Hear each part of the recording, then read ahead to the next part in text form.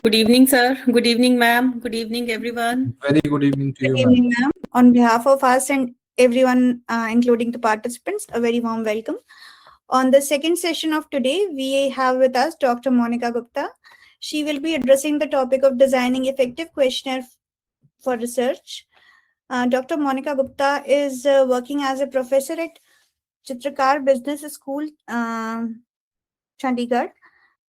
Dr. Gupta has 20 years of expertise in academics and corporate, which can be associated with several reputed national and international organizations. She has received the National Award for Best Senior Faculty by Novel Research Academy, Puducherry.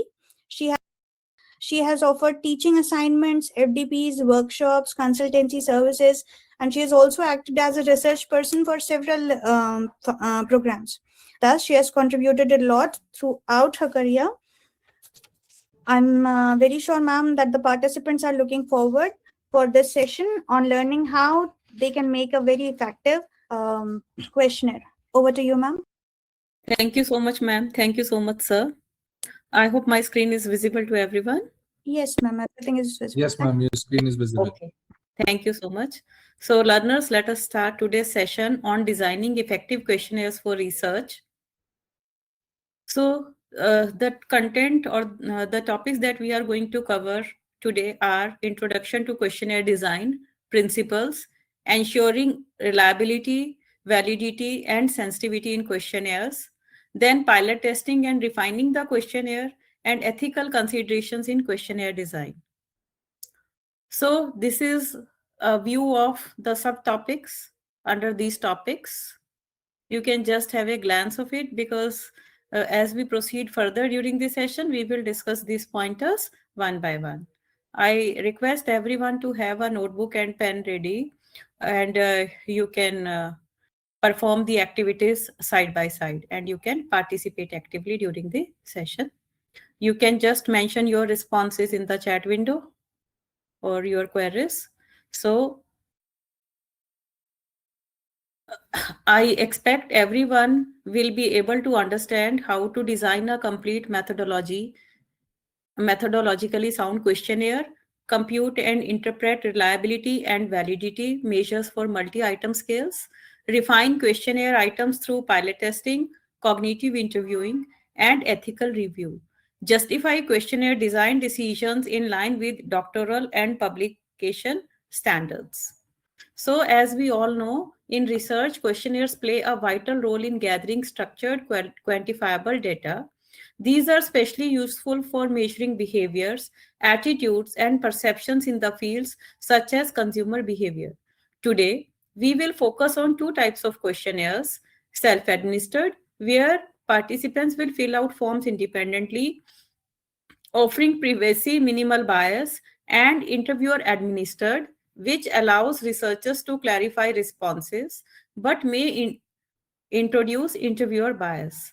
The primary goals of a well-designed questionnaire are to ensure data sensitivity, reliability, and validity. Reliable data is consistent. Valid data measures what we intend, and sensitivity ensures respondents are comfortable answering the questions. So, balancing these elements reduces respondents' burden, keeping them engaged and yielding better responses. So, this is what I have just mentioned as an introduction to the topic. Okay. Participants, you can write your questions in the Q&A box. And ma'am, you can also directly see when you see into your screen that Q&A might be visible. Okay, sir. Thank you so much. Okay. So what I was discussing is the primary goal of a well-designed questionnaire are to ensure data sensitivity, reliability, and validity. Reliable data is consistent. Valid data measures what we intend to measure, and sensitivity ensures respondents are comfortable answering the questions. And balancing these elements reduces respondent burden, keeping them engaged and yielding better responses. Now, I just want to know which questionnaire type reduces social desirability bias. You can mention your responses, either A or B. Yes, please. Okay. So the option is self-administered questionnaires. Similarly, a key objective of a questionnaire design is increasing survey complexity or reducing respondent burden. So it is reducing respondent burden. Now you can perform an activity. You can draft a self-administered question on brand perception using Google Forms.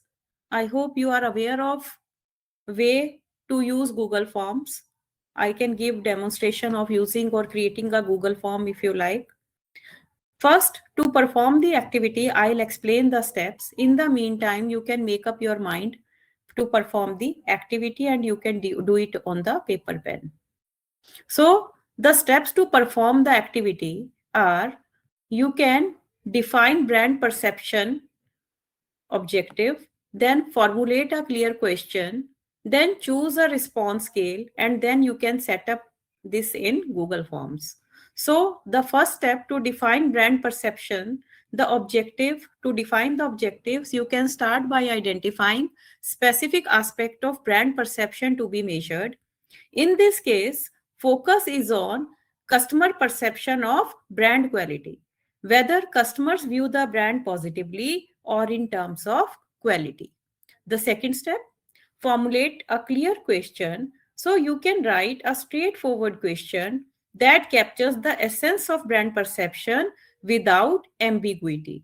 Then choosing a response scale. So you can select a scale that allows respondents to indicate their perception accurately. So what I am trying to say here in the step 2 is, I can give you an example for formulating a clear question, like how would you rate the quality of our brand compared to others you use? So the 5-point Likert scale suitable here can be ranging from much lower quantity to same quantity to much higher quantity. Now, to set up this in the Google form, you can follow certain steps. You can open Google Forms and create a new form. Then you can click on the question field and type a question. Then you can choose multiple choice or linear scale as the question type. Then you can enter the answer choices to match the 5-point scale provided above.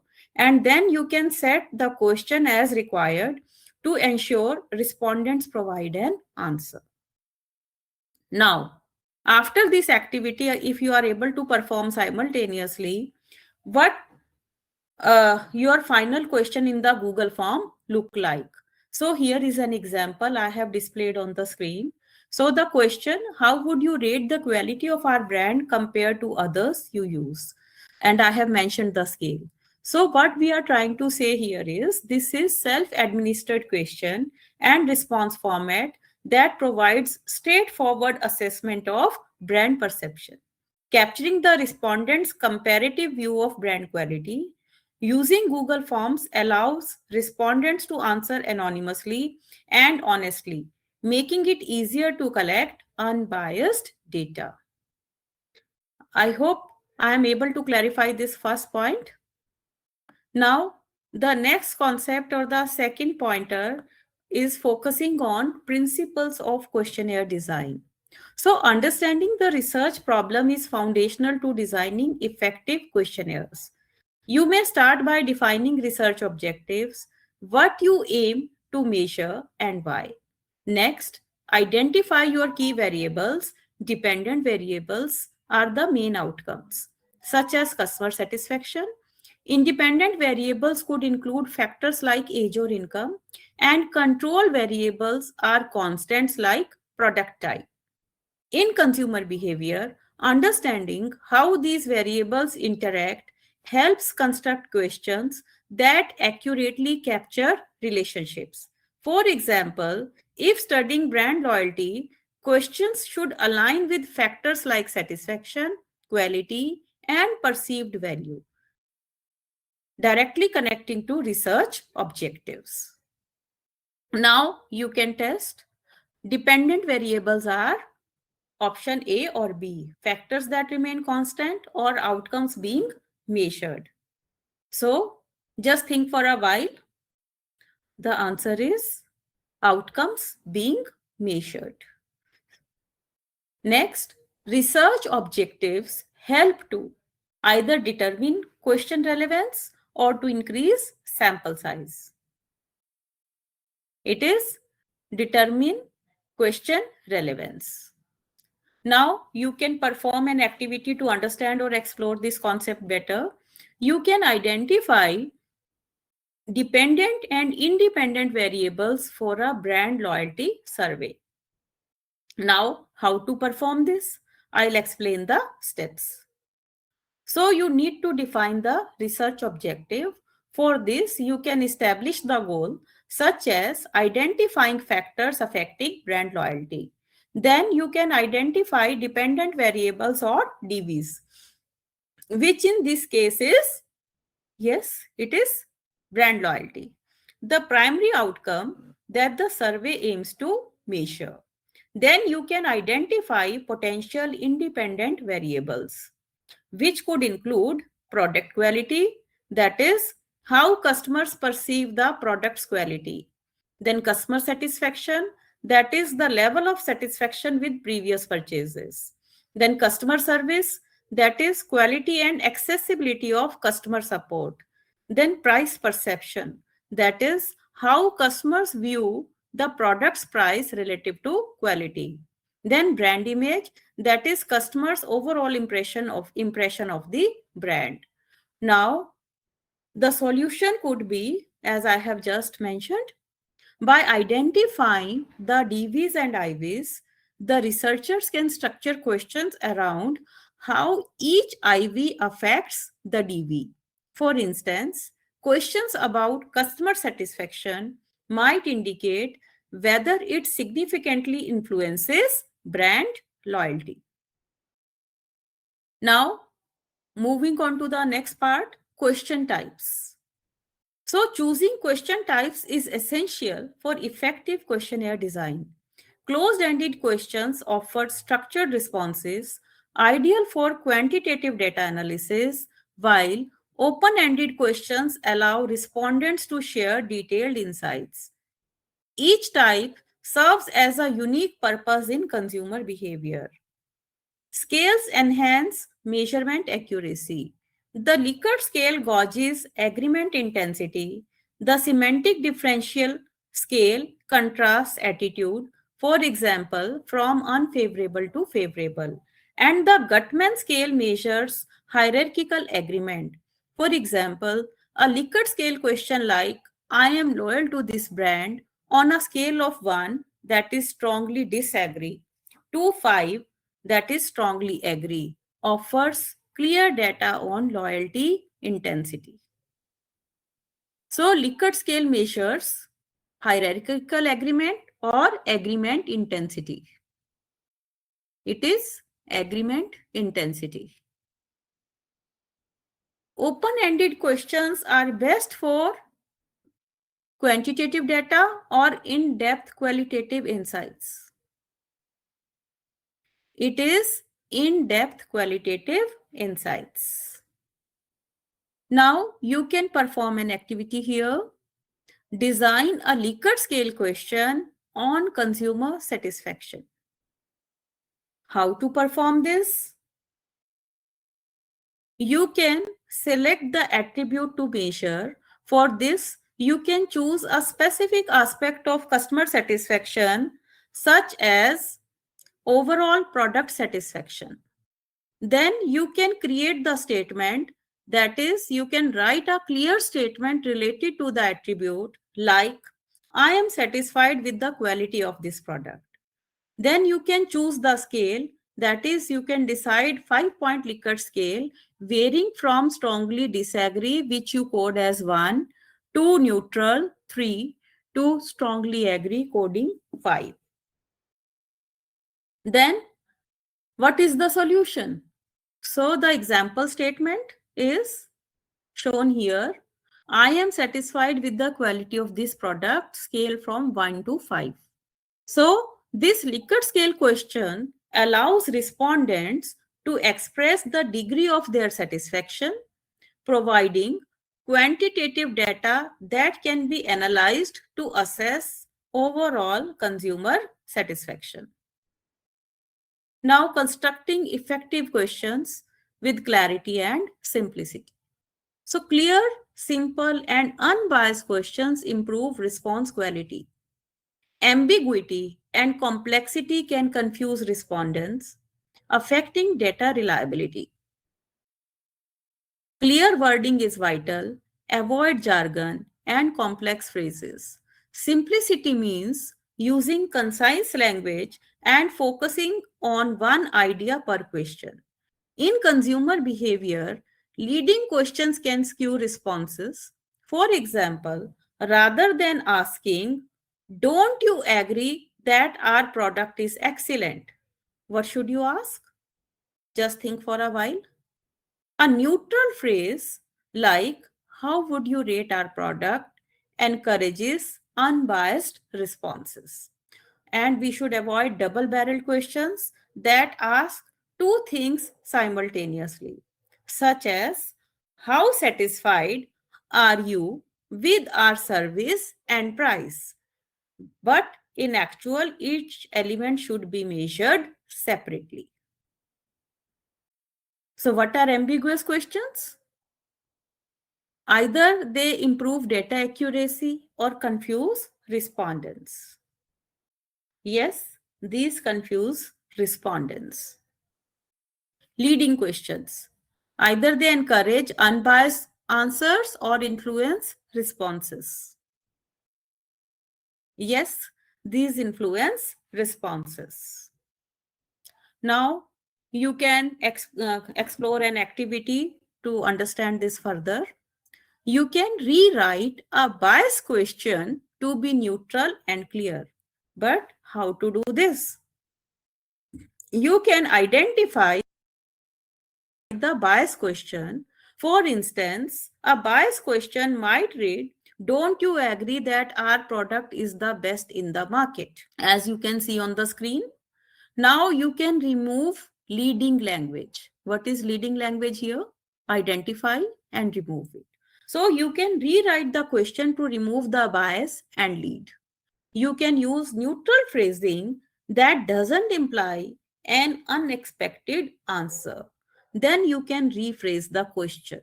And the rephrased question could be, just think for a while. Yes, how would you rate our product compared to others in the market? So you can see the example solution of a biased and a neutral question.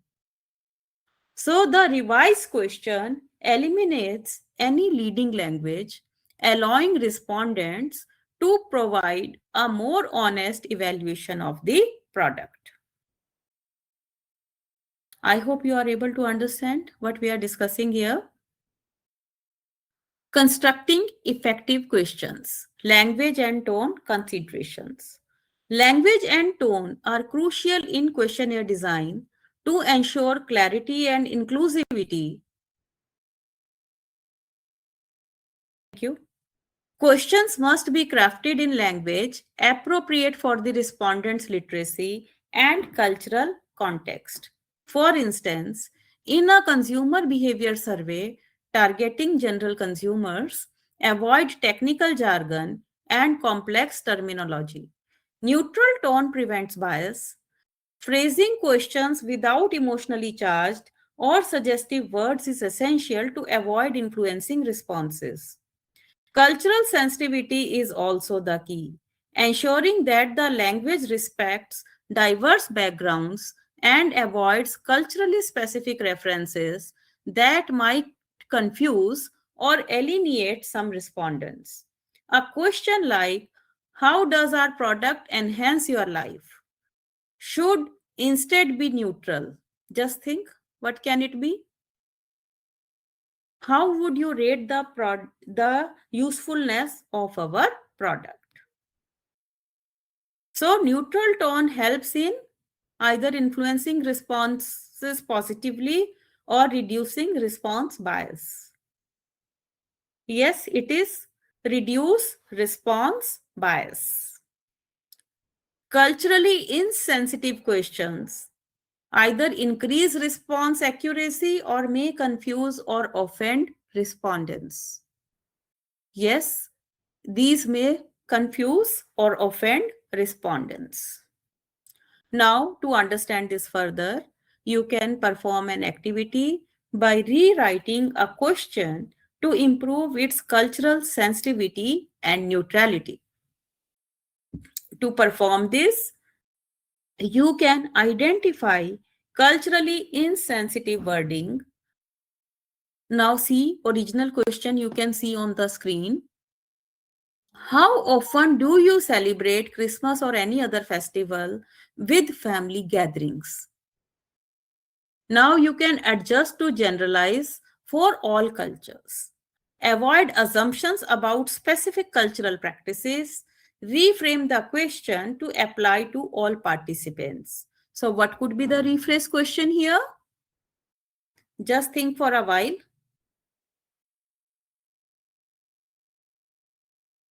Yes. Now you can see first question, cultural specific, and thus culturally sensitive question. How often do you participate in family gatherings for special occasions? So you see the revised question respects cultural diversity, allowing people of different backgrounds to answer without cultural bias. Please note down these points. Now, question order and flow. The order and flow of questions are crucial as the questions themselves. Logical sequencing helps respondents navigate through the questionnaire naturally, preventing confusion or survey fatigue. Start with broader questions to build comfort, then funnel down to more specific ones, a structure known as the funnel structure. For example, in a consumer survey, start with a question like, how often do you buy skincare products? And then follow with specific product related questions. Transition statements provide context, helping guide respondents between different question sections. Balancing between general and specific questions keeps respondents engaged without overwhelming them, enhancing response quality. So a funnel structure starts with specific questions or general questions? Yes, it starts with general questions. Transition statements help either maintain questionnaire flow or reduce question count. Yes, maintain questionnaire flow. Yes.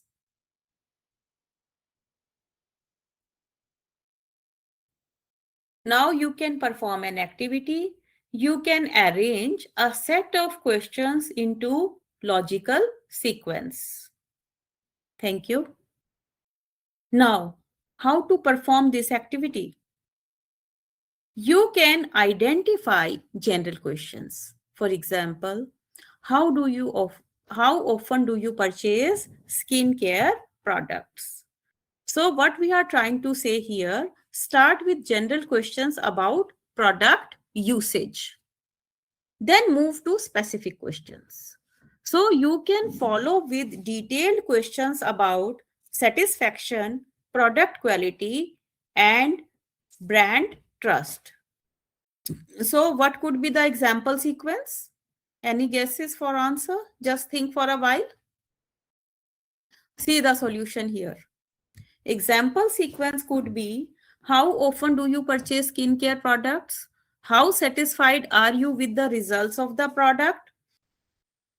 How likely are you to recommend this brand to others?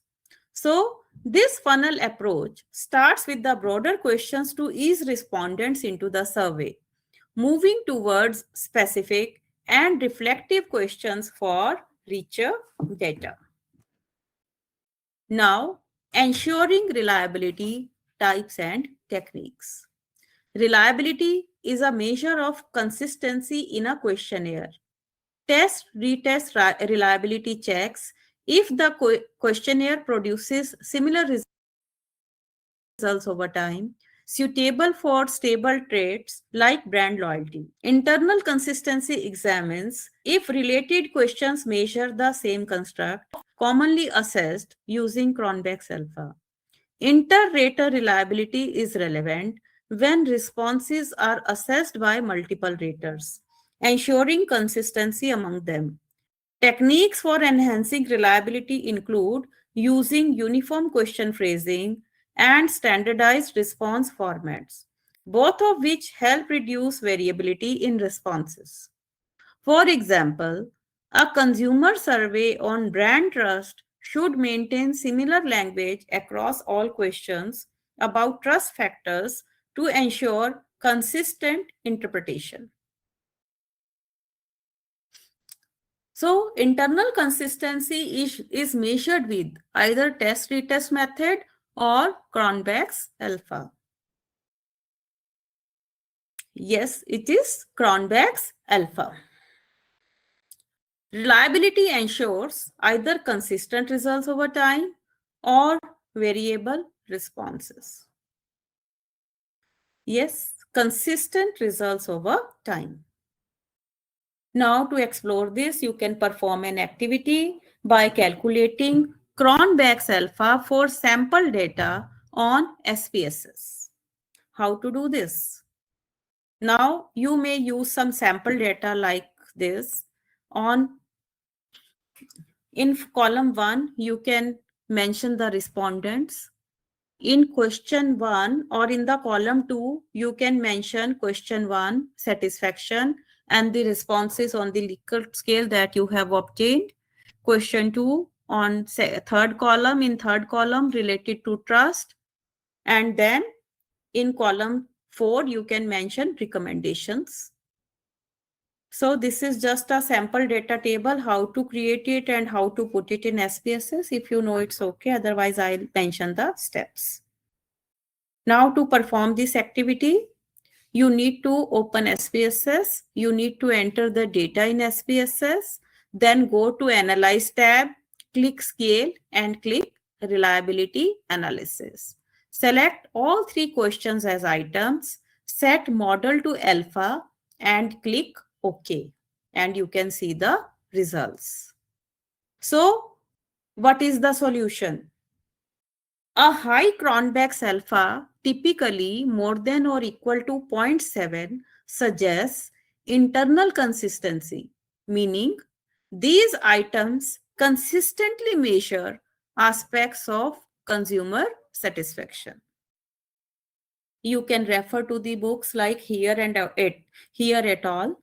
And then Malhotra and Dash, then Zickman and many more. Based on your interest, you can refer to these books. Now, using Cronbach's alpha for internal consistency. Cronbach's alpha is widely used to measure internal consistency, confirming that items in a scale are all related to the same construct. A Cronbach's alpha of 0.7 or higher is generally acceptable, indicating reliable inter-item consistency. Calculating Cronbach's alpha in software like SPSS involves generating an alpha coefficient for each item and reviewing item total correlations. High values indicate that each question aligns well with the overall scale. In consumer behavior studies, Cronbach's alpha helps verify that questions about satisfaction, trust, and loyalty consistently capture overall consumer sentiment. Now, a Cronbach's alpha of 0.85 suggests poor consistency or good consistency. Yes, it is good consistency. Internal consistency helps in either measuring unrelated items or ensuring reliable responses across items. Yes, it is ensuring reliable responses across items. Now, to explore this, you can perform an activity. You can compute Cronbach's alpha using sample data in SPSS. You can use data like this.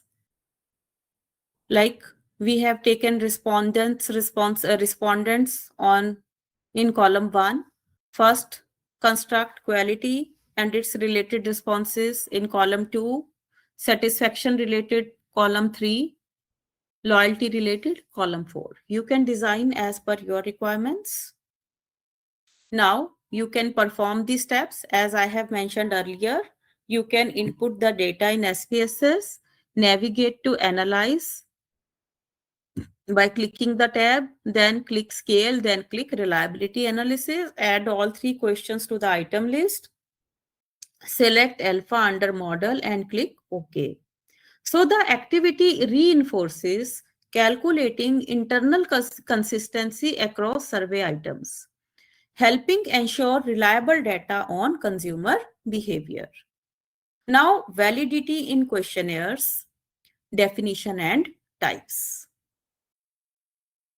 Validity ensures that a questionnaire accurately measures what it is intended to. For instance, in consumer behavior, validity might determine if a loyalty survey truly assesses loyalty factors such as satisfaction and trust. Content validity involves comprehensive coverage of the relevant topics, often reviewed by experts. Construct validity checks if questions align with theoretical concepts, analyzing if brand trust truly reflects underlying dimensions of quality, satisfaction, etc. Criterion validity compares results with external standards or benchmarks, helping confirm the accuracy of questionnaire in real-world settings. High validity confirms that the data collected is both reliable and meaningful for research. Content validity ensures either comprehensive topic coverage or consistent results over time. Yes, it is comprehensive topic coverage. Construct validity aligns with either statistical standards or theoretical concepts. It is theoretical concepts. Now, you can perform an activity by identifying constructs for a customer satisfaction questionnaire. I have taken this as an example. You can go as per your study. For this, you can define constructs like satisfaction, product quality, and brand loyalty in this case. Now, you can go for example constructs and associated questions to understand the concept. Like for first construct, satisfaction, the question could be, how satisfied are you with the product's performance? Then product quality related question, how would you rate the durability of the product? To assess brand loyalty, you may ask, how likely are you to purchase from this brand again? What we are trying to say here is each construct helps to measure different aspects of consumer satisfaction, offering a multidimensional view. Content validity. Content validity guarantees that a questionnaire covers all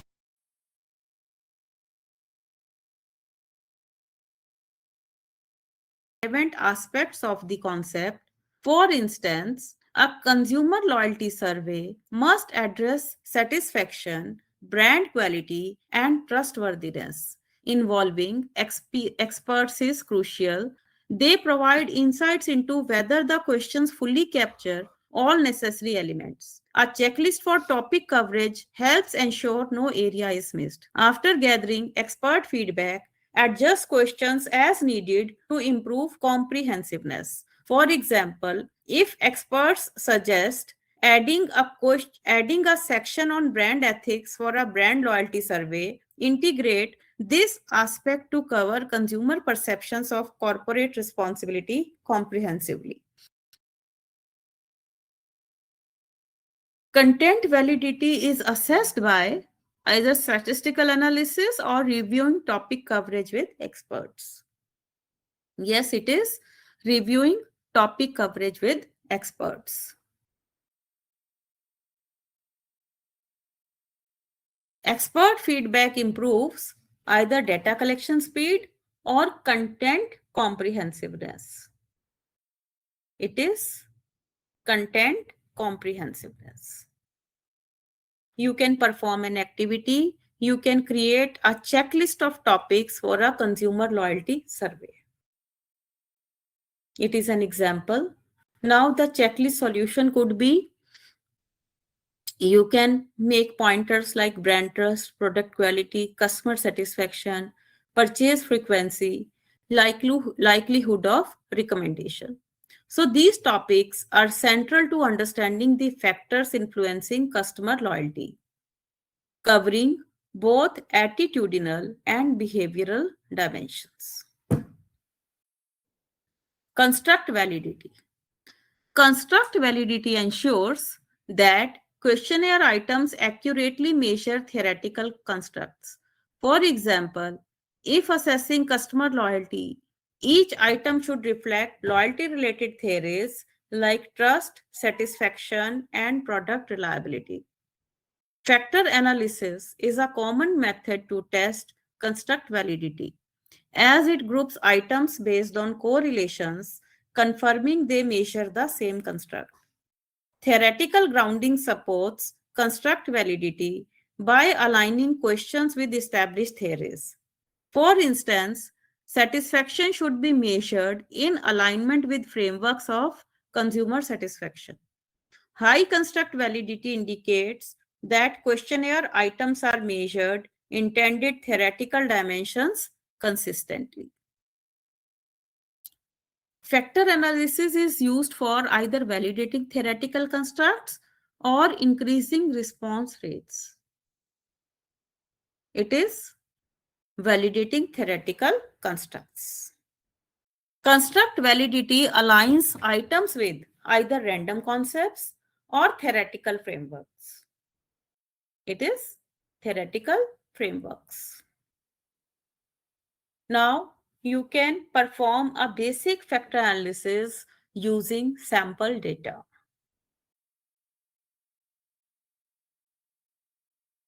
Now you can see sample data table here.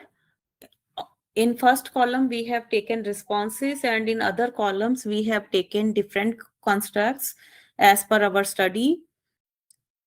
Like in this case, we have taken constructs as quality, trust, loyalty, and satisfaction. And in row 1, we have respondents' responses on 5-point Likert scale. Then third row, we have responses of second respondent, similarly other respondents.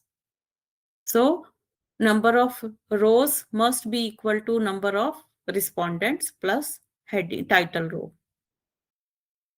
Now you can perform SPSS steps as we have discussed earlier. But now what to do here? See where is the difference? You load the data in SPSS, then you click analyze, then you have to click dimension reduction and click factor. Then select all the constructs as variables. Then you can run the analysis and interpret component loadings. If you know how to use SPSS, it's fine. Otherwise, I can show it. Factor analysis clusters questions, confirming if they represent the same underlying factors like satisfaction or loyalty. Criterion validity. Criterion validity tests how well a questionnaire aligns with established standards. For instance, A brand loyalty survey with high criterion validity will correlate well with actual consumer purchase patterns. Two main types are predictive and concurrent validity. Predictive validity measures how well questionnaire outcomes predict future behavior, such as a satisfaction survey forecasting repeat purchases. Concurrent validity checks for correlation with established tools, confirming accuracy by comparing results. High criterion validity indicates the questionnaire is both practical and relevant in real world applications. Predictive validity measures either past behaviors or future behaviors. It is future behaviors. Concurrent validity involves either comparing to established tools or testing item reliability. It is comparing to established tools. Now you can design a question that could predict future behavior, such as repeat purchases. How to do this? You can define the predictive behavior. For this, you can start by identifying the behavior you wish to predict. In this example, the focus is on repeat purchase intent, which is critical for evaluating customer loyalty and forecasting future sales. So the example, then you can formulate the question. You can construct a clear forward-looking question. The question should encourage respondents to think about their likelihood of engaging in the behavior in the specified time frame. The example question is, how likely are you to purchase from this brand again in the next 6 months? Then you can choose an appropriate answer scale. You can provide a scale that allows respondents to indicate their likelihood accurately. A 5-point Likert scale works well here, ranging from very unlikely to neutral to very likely. Then you can consider additional predictive elements. For a more detailed analysis, you could add up follow-up questions such as, what factors might influence your decision to repurchase? How many items have you purchased from this brand in the past year? Now the final question and the scale. So you can see the question and the scale on the screen. How likely are you to purchase from this brand again in the next 6 months? Scale ranging from very unlikely with code 1 to neutral code 3 to very likely code 5. This predictive question and scale offers insights into respondents' purchase intentions, providing data that can be used to forecast future brand loyalty trends. By analyzing responses, researchers can identify customer segments more inclined to repurchase, offering actionable insights for marketing strategies. Now, sensitivity in questionnaires. Sensitivity is essential for capturing slight changes in respondents' attitudes or behaviors. This concept is critical in consumer behavior studies, where attitudes may shift subtly due to changes in product perception or brand trust. Sensitive questions allow researchers to gauge these minor differences without influencing responses unduly. This means designing questions that can identify small but meaningful changes, helping uncover deeper insights into consumer attitudes. For instance, a question on brand preference could range from strongly prefer to neutral to prefer competitor, detecting slight preference results. Sensitive questions are essential for either capturing broad trends or detecting subtle changes. Yes, it is detecting subtle changes. Sensitivity helps in either simplifying responses or improving response accuracy. It is improving response accuracy. You can develop a question that captures slight shifts in a product preference. For this, you can define product preferences and then you can formulate the question. So the example question is, I have already discussed, how likely are you to choose product A over product B due to its eco-friendly packaging? Scale options in this case range from very unlikely to neutral to very likely. This scale allows respondents to indicate even slight preferences, providing nuanced insights into shifts in consumer choices. Now, ensuring sensitivity. Sensitivity in questionnaires often depend on the scale used. For example, a 7-point Likert scale provides more room for nuanced responses than a 5-point scale, making it ideal for capturing subtle shifts in consumer behavior where attitudes may be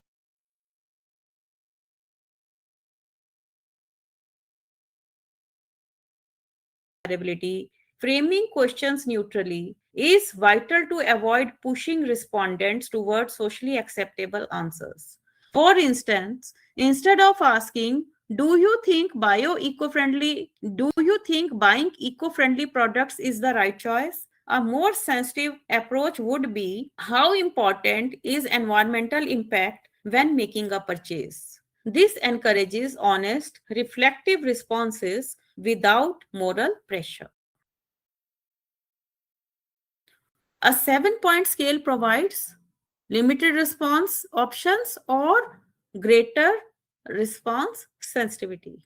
It is greater response sensitivity.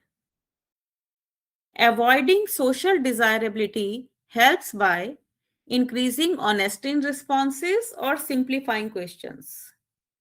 It is increasing honesty in responses. You can design a neutral question on environmental impact in consumer choices. For this, you can identify desired information and then you can draft a neutral question. Actually, you should do it simultaneously here. Okay.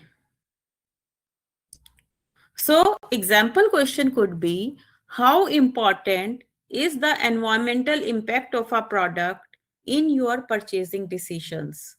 Response scale may vary from not important at all to moderately important to extremely important.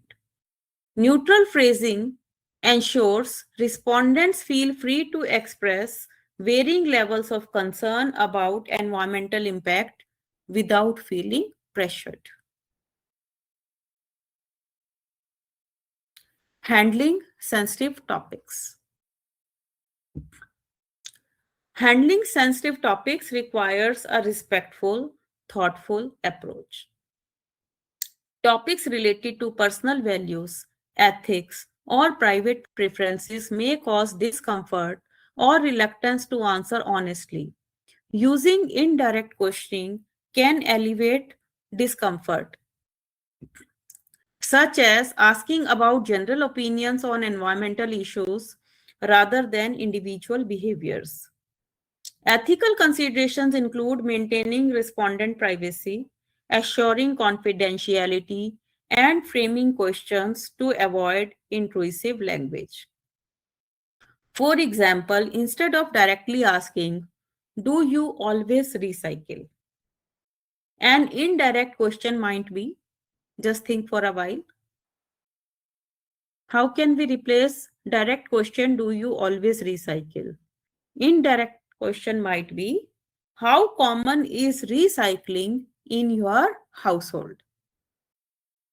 This approach helps respondents answer more openly. Sensitive topics require direct questioning or thoughtful framing. It is thoughtful framing. Indirect questions help by increasing respondent comfort or reducing data quality. It is increasing respondent comfort. Please make a note of it. You can rephrase a direct question on recycling to an indirect format. You can identify direct question. Did you recycle regularly? And then you rephrase it for indirectness. Just think for a while. Yes, it can be how common is recycling among people in your household. So, indirect phrasing reduces personal pressure, allowing respondents to answer without feeling judged, which can lead to more accurate data collection on sensitive behaviors.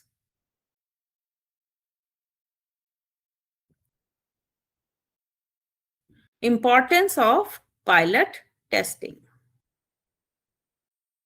Pilot testing is a crucial step in questionnaire development, allowing researchers to identify issues before full deployment.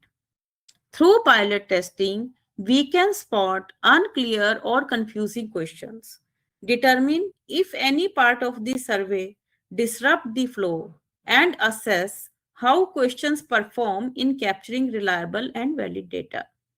Testing on a smaller representative sample lets researchers gather feedback and make necessary refinements.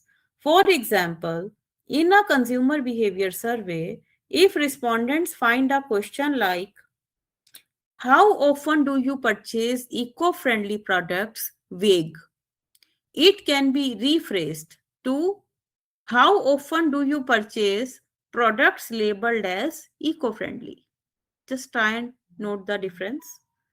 Pilot testing ultimately improves clarity, flow, and response accuracy, ensuring the final questionnaire is optimally designed for comprehensive data collection. So, pilot testing primarily helps in reducing questionnaire length or identifying potential issues. It is identifying potential issues. Pilot testing should ideally be conducted on a small representative sample or the entire target population. It is it is a small representative sample. You can create a sample pilot test question and collect feedback from peers. For this, you can draft a sample pilot test question. For example, how satisfied are you with the customer support from this product? You can use a 5-point Likert scale ranging from very dissatisfied to very satisfied. Then you can collect peer feedback. You can ask peers if they found the question clear and if any adjustments were needed. You can document any feedback to refine the question.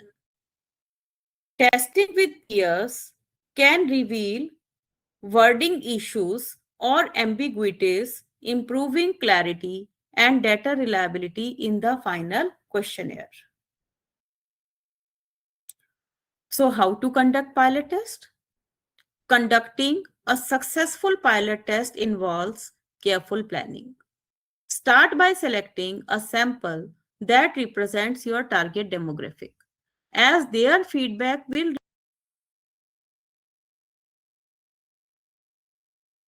reflect actual respondent experiences. You can use open-ended questions to capture their impressions about the questionnaires' clarity, wording, and overall flow. For example, Ask, did you find any question unclear or difficult to answer? This feedback is invaluable for refining questions and addressing any confusing elements. After collecting responses, analyze data to identify patterns in feedback and make necessary revisions. If major changes are made, consider repeating the pilot test to confirm improvements, ensuring that the final questionnaire is as accurate and user-friendly as possible. The primary aim of feedback collection in a pilot test is to shorten the survey or improve clarity and flow. It is to improve clarity and flow. If major changes are made post-pilot, researchers should proceed to the full sample or conduct another pilot test. They should conduct another pilot test. You can develop feedback questions for a pilot test on product preferences. How can you do this? You can identify aspects to be tested. Clarity, flow, and relevance of questions in a product preference survey. Then you can go for sample feedback questions such as, were any questions unclear or confusing? Did the order of the questions make sense? Were there any questions you felt irrelevant? So sample feedback questions I have just mentioned. Targeted feedback questions help identify specific areas for improvement, enhancing question relevance and response accuracy. Cognitive interviewing. Thank you. Cognitive interviewing is a valuable technique in questionnaire design, revealing how respondents interpret and understand each question.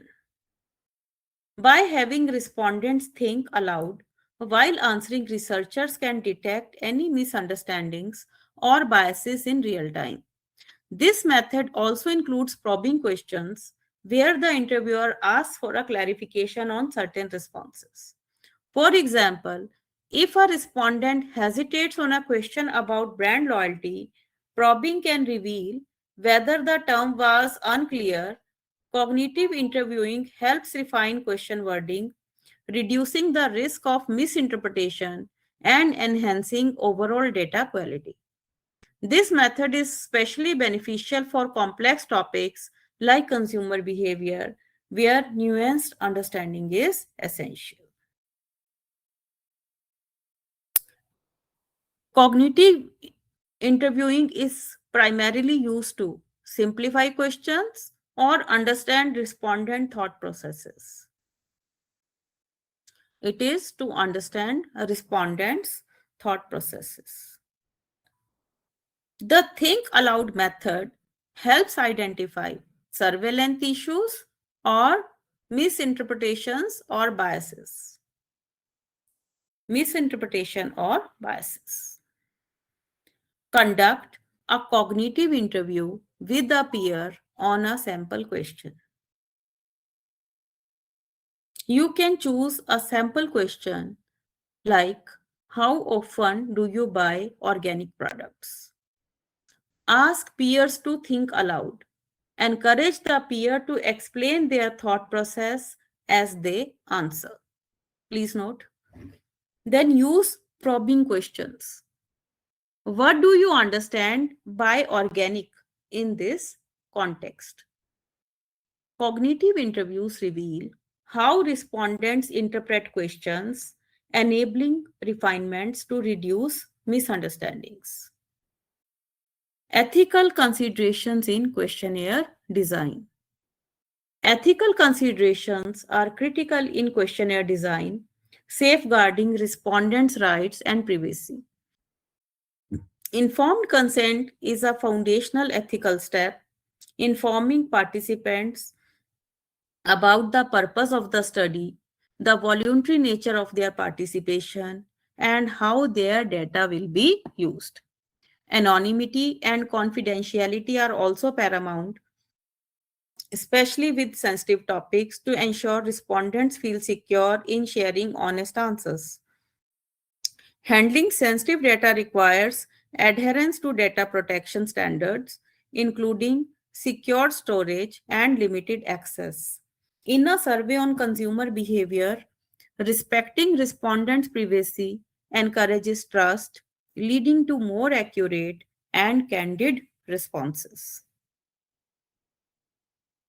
Anonymity protects data analysis or respondent identity. It protects respondent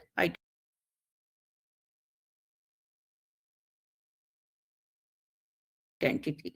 Informed consent involves explaining the study's purpose or collecting only demographic data. It is explaining the study's purpose. You can draft an informed consent statement for a questionnaire on brand perception. For this, you can outline key points like purpose, data, confidentiality, voluntary participation, and then you can draft sample consent statement. You can just think for a while or write on a paper sample consent statement. So it could be something like this. Your participation in this brand perception survey is voluntary. All responses will be kept confidential and used solely for research purposes. You may withdraw at any time. A well-crafted consent statement reassures participants and aligns with ethical research practices. Informed consent. Informed consent is essential in maintaining ethical standards in research, especially when collecting data from participants. It ensures respondents are fully aware of the study's purpose, procedures, expected duration, and the ways their data will be used. This fosters a transparent relationship with participants and upholds their rights. Key elements of informed consent include a clear explanation of the study's goals, a statement that participation is voluntary, and assurance of data confidentiality.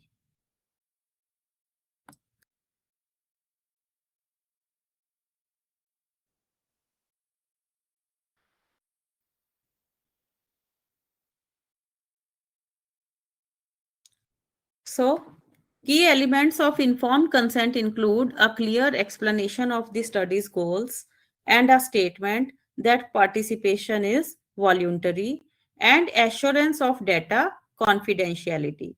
For online surveys, an electronic acknowledgement can serve as a consent. Please note this.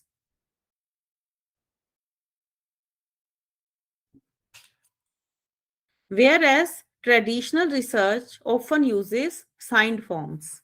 In consumer behavior studies, consent is crucial, particularly if sensitive data is collected. For instance, if studying brand loyalty, respondents should know that their data will only be used for research, reinforcing trust. Informed consent ensures that participation is voluntary and informed or mandatory for all. It is voluntary and informed. Informed consent forms typically include only demographic questions or study purpose and confidentiality details. It is study purpose and confidentiality details. You can draft an informed consent paragraph for a survey on brand loyalty. Just think for a while or write on a paper. You can include study purpose and confidentiality assurance. And then you can sample consent paragraph. So, sample consent paragraph could be, this survey aims to study factors affecting brand loyalty. Your responses are confidential and will only be used for this research. Participation is voluntary and you may withdraw at any time. Clear consent enhances trust and ensures ethical compliance. Anonymity and confidentiality. Anonymity and confidentiality are core principles of ethical research, especially when handling sensitive data. Anonymity ensures that a respondent's identity cannot be linked to their responses, which encourages honesty. For example, in a consumer behavior study on buying preferences, anonymity can help respondents feel comfortable answering truthfully. Confidentiality goes further by ensuring that personal information provided by participants is protected and kept secure. Techniques for maintaining these standards include using anonymized IDs for each respondent, storing data in secure databases, and limiting access to only essential personnel. These measures help build participant trust, which in turn improves response accuracy and research reliability. Anonymity means only researchers know the respondents' identities or no link between responses and identity. It is no link between responses and identity. Confidentiality involves limiting access to participant information or asking demographic questions only. It is limiting access to participant information. Outline steps to ensure anonymity in a brand preference survey. You can use anonymized identifiers. Instead of names, you can assign codes like R001, R002, and so on.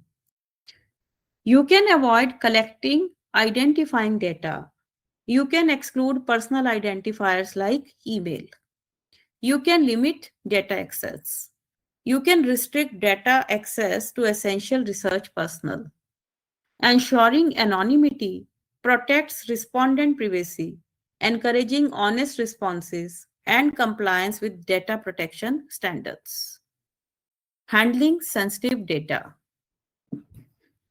Sensitive data in research can include personal information, financial details, or opinions on ethical matters. Handling such data responsibly is essential for maintaining research integrity and protecting participants. Guidelines include secure storage protocols such as encryption to prevent unauthorized access, limit data access to necessary personnel only, and clearly communicate data usage policies to respondents. Transparency about data handling builds trust and demonstrates respect for respondents' rights.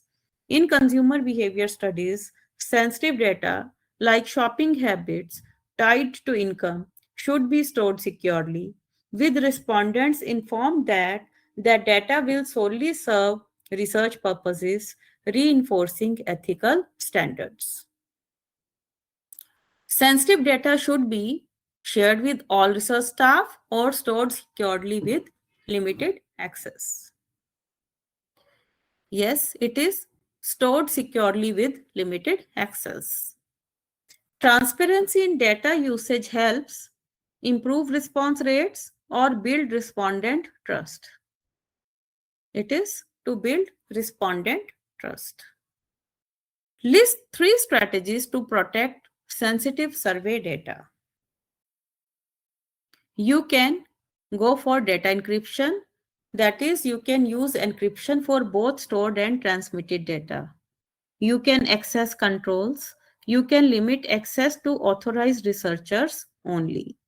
Then you can go for regular audits. You can conduct periodic audits to verify data security. Protecting sensitive data maintains ethical standards and safeguards participant information. Now, final sample questionnaire development. Now that we have covered each aspect of questionnaire design, It's time to assemble the final version.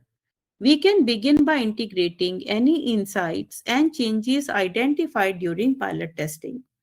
We can review each question for clarity, ensuring it aligns with study objectives and supports reliable, valid data collection. Verify that sensitive topics are handled with care. Excuse me. Review each question for clarity, ensuring it aligns with study objectives and supports reliable, valid data collection. Verify that sensitive topics are handled with care, respecting respondent privacy through measures like anonymity and confidentiality. Use a checklist to ensure that each element, reliability, sensitivity, flow, and ethics is addressed. This comprehensive approach will create a questionnaire that is publication ready, meeting standards for academic research and aligning with best practices for participant respect and data integrity. The final questionnaire should be left unchanged after the initial design or refined based on pilot test feedback. Yes, it should be refined based on pilot test feedback.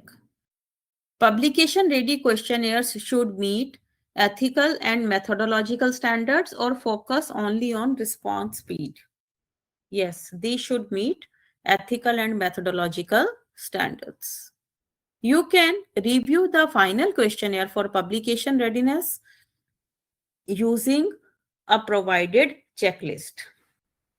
For this, you can use a checklist for review, such as clarity of questions, consistency in response rates, and reliability and validity indicators, such as Cronbach alpha for consistency. Now, sample checklist points can be: are all questions free of bias? Have sensitive data handling measures been implemented? So, a thoughtful review ensures the questionnaire meets publication standards, enhancing data quality and adherence to academic rigor. So, what we have concluded here, you can see sample questionnaire now. After this discussion, I will show what we developed. So, see the sample questionnaire titled Consumer Behavior and Brand Perception Survey. Now, see section 1 on brand perception. Here we have taken three constructs: quality perception, brand trust, and brand reputation.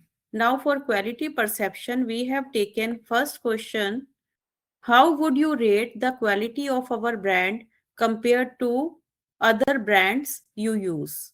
And we have used a scale ranging from much lower quantity to same quality to much higher quality.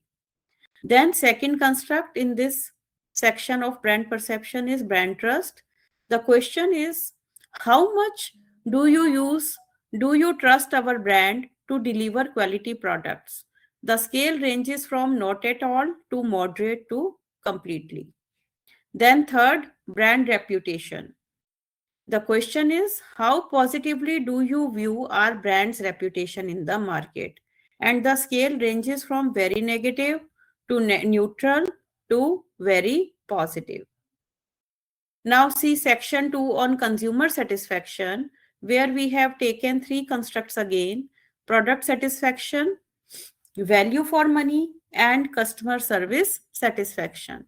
For product satisfaction, we have framed question: how satisfied are you with the reliability of our product? The scale ranges from very dissatisfied to neutral to very satisfied. Value for money. The question is, do you believe our product offers good value for its price? The scale ranges from strongly disagree to neutral to strongly agree. Now, another construct taken under customer satisfaction is customer service satisfaction. Now see, we have taken product satisfaction, value for money, and customer service satisfaction. The question is, how would you rate your satisfaction with our customer support? And the scale ranges from very poor to neutral to excellent. The third section focuses on customer or consumer loyalty. And here we have taken two constructs, one on repeat purchase intent. The question is, how likely are you to purchase from our brand again in the next 6 months? And the scale varies from very unlikely to neutral to very likely. Another construct we have taken under this section of consumer loyalty is likelihood to recommend.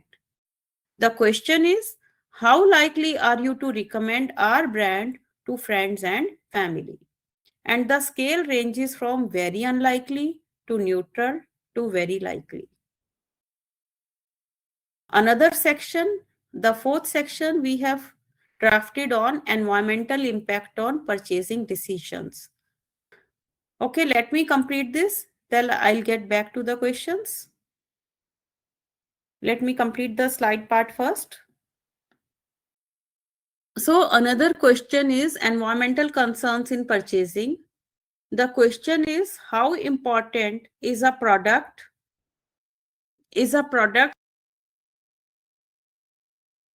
environmental impact in your purchasing decisions? The scale ranges from not important at all to moderately important to extremely important.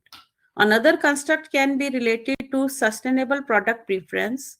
The question could be, how likely are you to choose a product from our brand if it is advertised as eco-friendly? The scale varies from very unlikely to neutral to very likely. Section 5 focuses on sensitivity to promotions and discounts.